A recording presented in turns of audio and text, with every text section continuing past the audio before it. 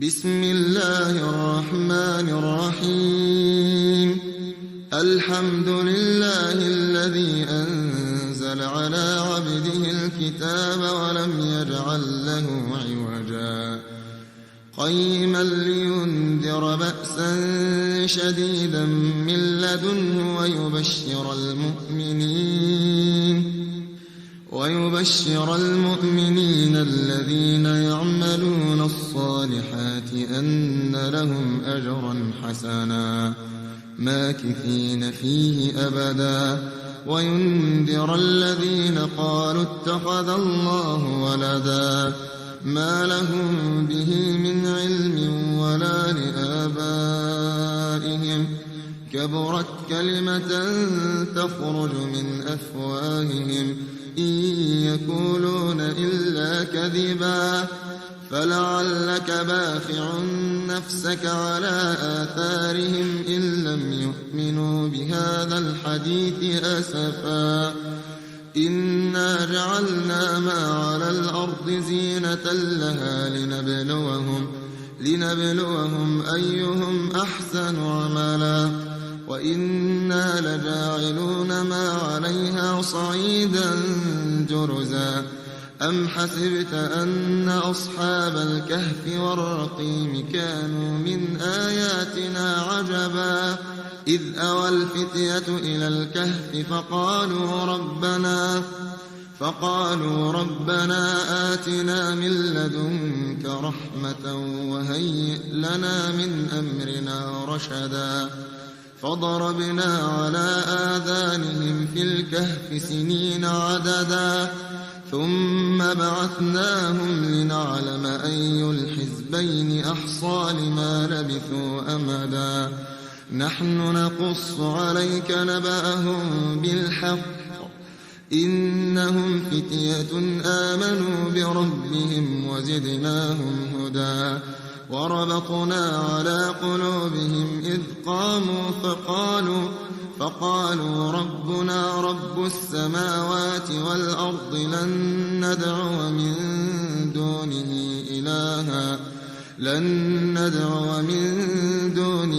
إلها لقد قلنا إذا شططا هؤلاء قوم اتخذوا من دونه آلهة لولا يأتون عليهم بسلطان بين فمن أظلم ممن افترى على الله كذبا وإذ اعتزلتموهم وما يعبدون إلا الله فأووا إلى الكهف ينشر لكم ربكم من رحمته ويهيئ لكم من أمركم مرفقا وترى الشمس إذا طلعت تزاور عن كهفهم ذات اليمين وإذا غربت تقرضهم ذات الشمال وهم في فجوة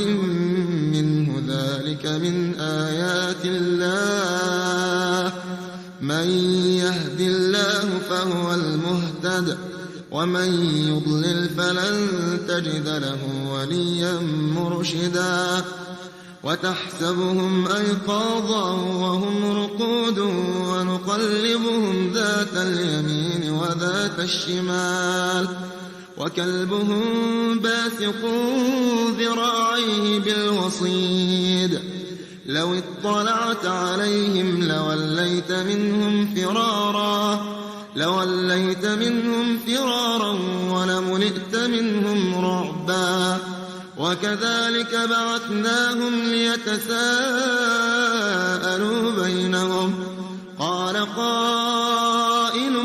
منهم كم لبثتم قالوا لبثنا يوما أو بعض يوم قالوا ربكم أعلم بما لبثتم فابعثوا أحدكم بورقكم هذه إلى المدينة فلينظر أيها أزكى طعاما فليأتكم برزق منه وليتلطف ولا يشعرن بكم أحدا إنهم إن يظهروا عليكم يرجموكم أو يعيدوكم في ملتهم أو يعيدوكم في ملتهم ولن تفلحوا إذا أبدا وكذلك أعثرنا عليهم ليعلموا أن وعد الله حق وأن الساعة لا ريب فيها إذ يتنازعون بينهم أمرهم فقالوا ابنوا عليهم بنيانا ربهم أعلم بهم قال الذين غلبوا على أمرهم لنتخذن عليهم مسجدا سيقولون 3 رابعهم كلبهم ويقولون 5 سادسهم كلبهم رجما بالغيب ويقولون 7 وثامنهم كلبهم قل ربي أعلم بعدتهم ما يعلمهم إلا قليل فلا تمار فيهم إلا مراء ظاهرا ولا تستفت فيهم منهم أحدا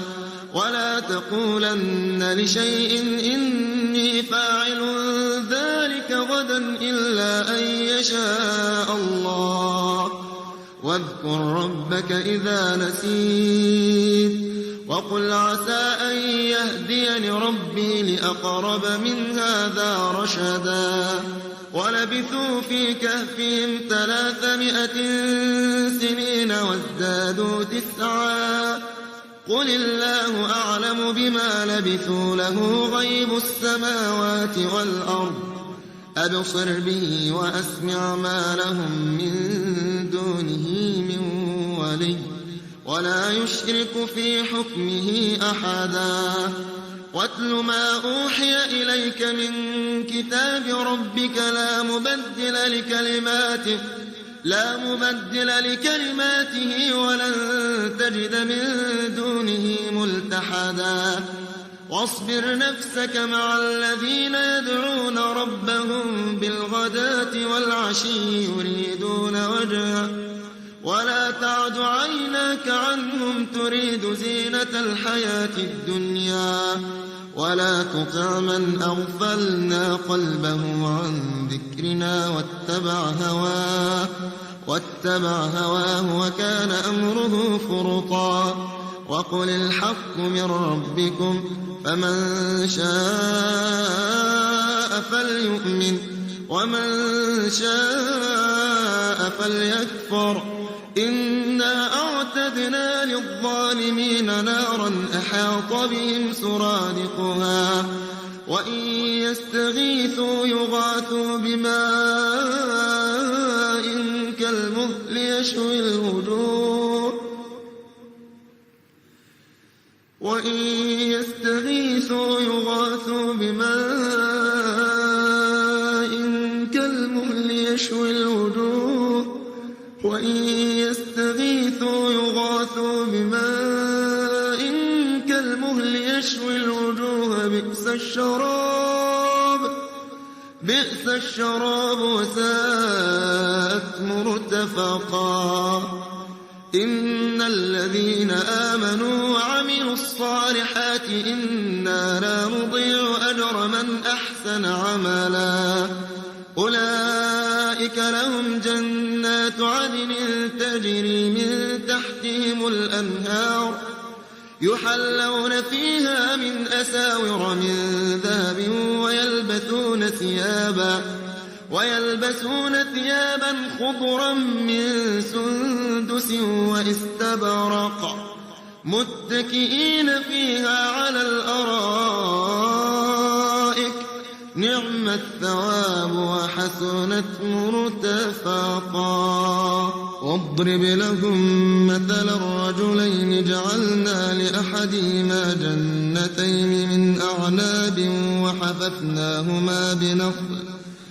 وحففناهما بنخل وجعلنا بينهما زرعا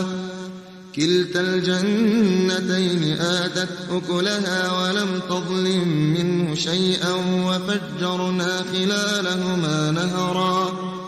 وكان له ثمر فقال لصاحبه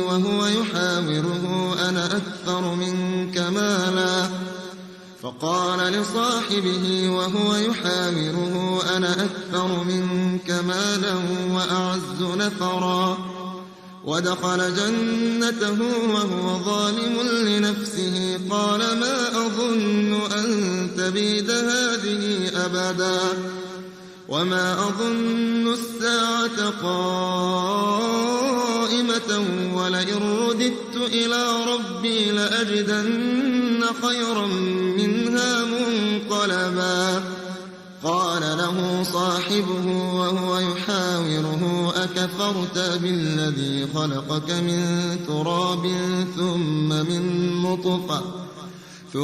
من نطفة ثم سواك رجلا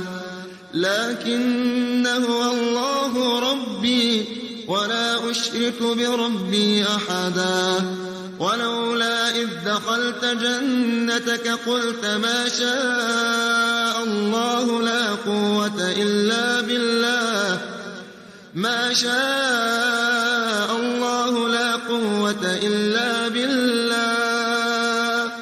إن ترني أنا أقل منك مالا وولدا فعسى ربي أن يؤتيني خيرا من جنتك ويرسل عليها حسبانا من السماء فتصبح صعيدا زلقا أو يصبح ماؤها غورا فلن تستطيع له طلبا وأحيط بثمره فأصبح يقلب كفيه على ما أنفق فيها وهي خاوية على عروشها ويقول يا ليتني لم أشرك بربي أحدا ولم تكن له فئة ينصرونه من دون الله وما كان منتصرا هنالك الولاية لله الحق هو خير ثوابا وخير عقبا واضرب لهم مثل الحياة الدنيا كماء إن أنزلناه من السماء فاختلط به نبات الأرض فأصبح هشيما تذروه الرياح وكان الله على كل شيء مقتدرا المال والبنون زينة الحياة الدنيا والباقيات الصالحات خير عند ربك ثوابا وخير أملا ويوم نسير الجبال وترى الأرض بارزة وحشرناهم فلم نغادر منهم أحدا وعرضوا على ربك صفا لقد جئتمونا كما خلقناكم أول مرة بل زعمتم أن لن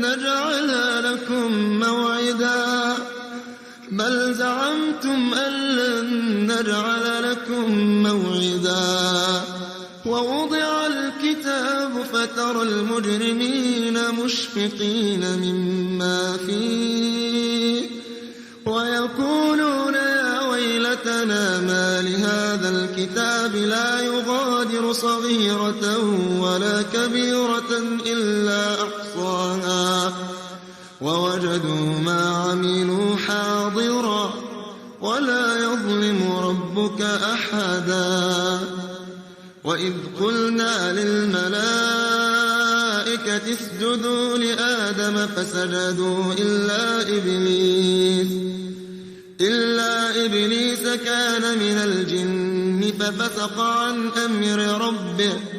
أفتتخذونه وذريته أولياء من دوني وهم لكم عدو بئس للظالمين بدلا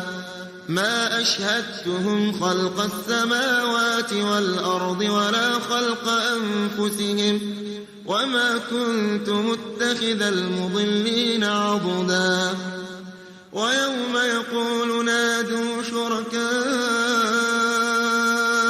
الذين زعمتم فدعوهم فلم يستجيبوا لهم وجعلنا بينهم موبقا ورأى المجرمون النار فظنوا أنهم مواقعوها ولم يجدوا عنها مصرفا ولقد صرفنا في هذا القرآن للناس من كل مثل وكان الإنسان أكثر شيء جدلا وما منع الناس أن يؤمنوا إذ جاءهم الهدى ويستغفروا ربهم إلا أن تأتيهم سنة الأولين أو يأتيهم العذاب قبلا وما نرسل المرسلين إلا مبشرين ومنذرين ويجادل الذين كفروا بالباطل ليدحضوا به الحق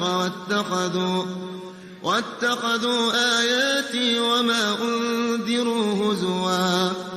ومن أظلم ممن ذكر بآيات ربه فأعرض عنها ونسي ما قدمت يداه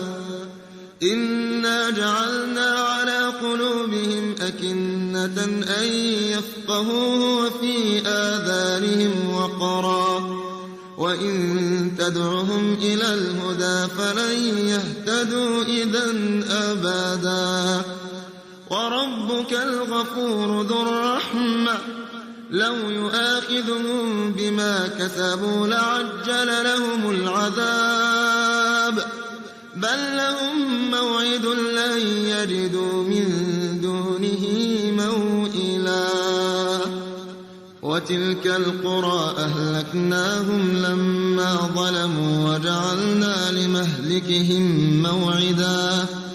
وإذ قال موسى لفتاه لا أبرح حتى أبلغ مجمع البحرين أو أمضي حقبا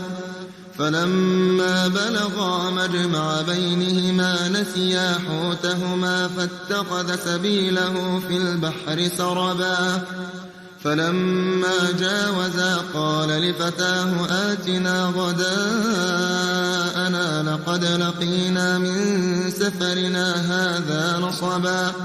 قال أرأيت إذ أوينا إلى الصخرة فإني نسيت الحوت وما أنسانيه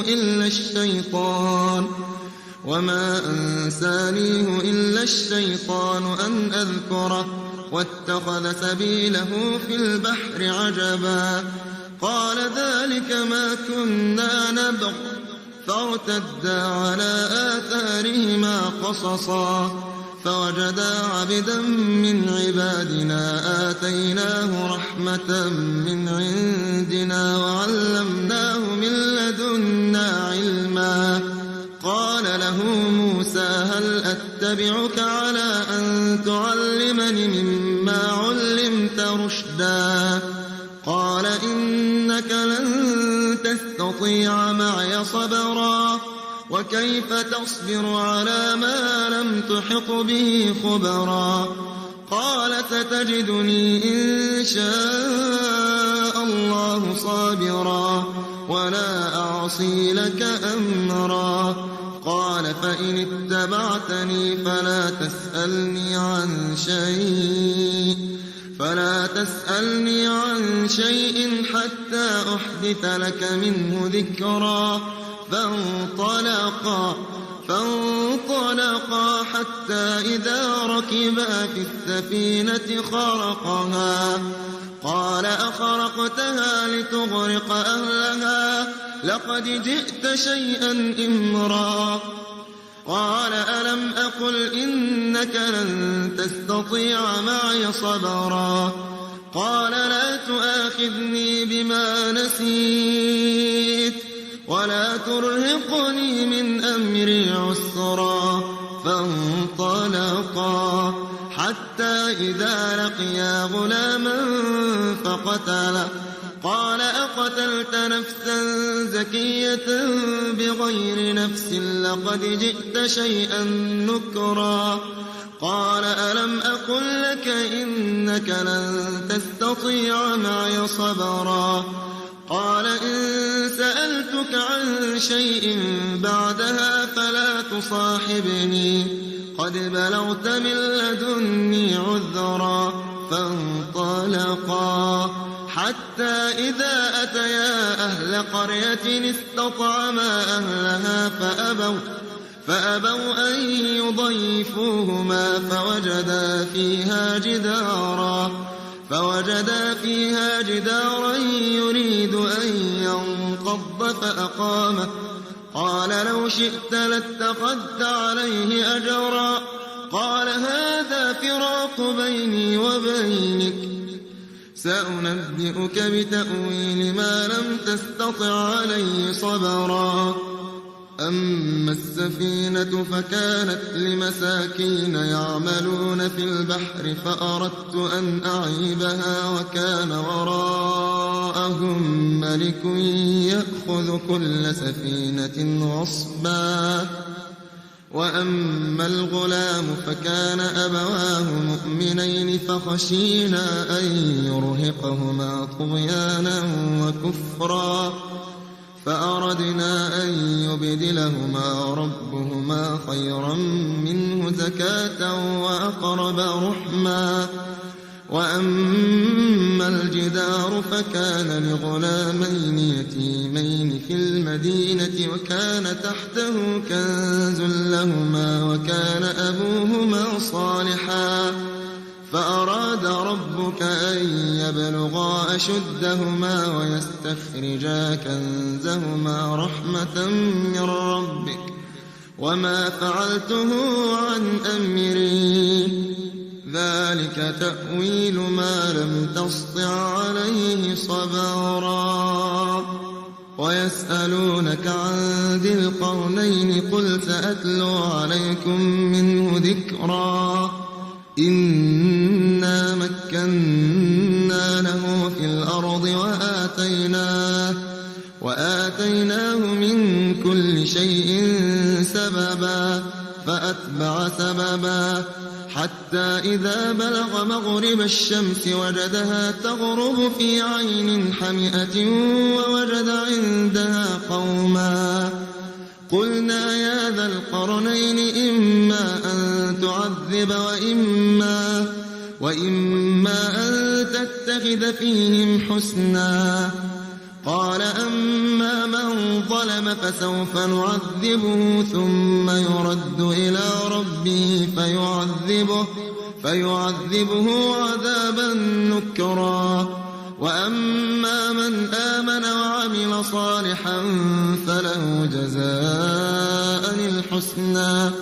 وسنقول له من أمرنا يسرا. ثم أتبع سببا حتى إذا بلغ مطلع الشمس وجدها تطلع على قوم لم نجعل لهم من دونها سترا. كذلك وقد أحطنا بما لديه خبرا. ثم أتبع سببا حتى إذا بلغ بين السدين وجد من دونهما قوما لا يكادون يفقهون قولا. قالوا يا ذا القرنين إن يأجوج ومأجوج مفسدون في الأرض فهل نجعل لك خرجا على أن تجعل بيننا وبينهم سدا. قال ما مكني فيه ربي خير فأعينوني بقوة أجعل بينكم وبينهم ردما. آتوني زبر الحديد حتى إذا ساوى بين الصدفين قال انفخوا حتى إذا جعله نارا قال آتوني أفرغ عليه قطرا. فما استطاعوا أن يظهروه وما استطاعوا له نقبا قال هذا رحمة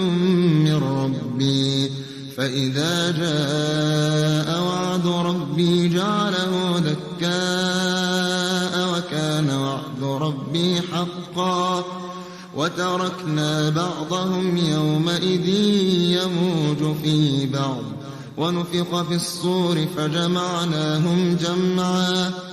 وعرضنا جهنم يومئذ للكافرين عرضا الذين كانت أعينهم في غطاء عن ذكري وكانوا لا يستطيعون سمعا أفحسب الذين كفروا أن يتخذوا عبادي من دوني أولياء إنا أعتدنا جهنم للكافرين نزلا قل هل ننبئكم بالأخسرين أعمالا الذين ضل سعيهم في الحياة الدنيا وهم يحسبون أنهم يحسنون صنعا أولئك الذين كفروا بآيات ربهم ولقائه فحبطت أعمالهم فلا نقيم لهم يوم القيامة وزنا ذلك جزاؤهم جهنم بما كفروا واتخذوا آياتي ورسلي هزوا إن الذين آمنوا وعملوا الصالحات كانت لهم جنات الفردوس نزلا خالدين فيها لا يبغون عنها حولا قل لو كان البحر مدادا لكلمات ربي لنفد البحر قبل أن تنفد كلمات ربي ولو جئنا بمثله مددا قل إنما أنا بشر مثلكم يوحى إلي أنما إلهكم إله واحد فمن كان يرجو لقاء ربه فليعمل عملا صالحا ولا يشرك بعبادة ربه أحدا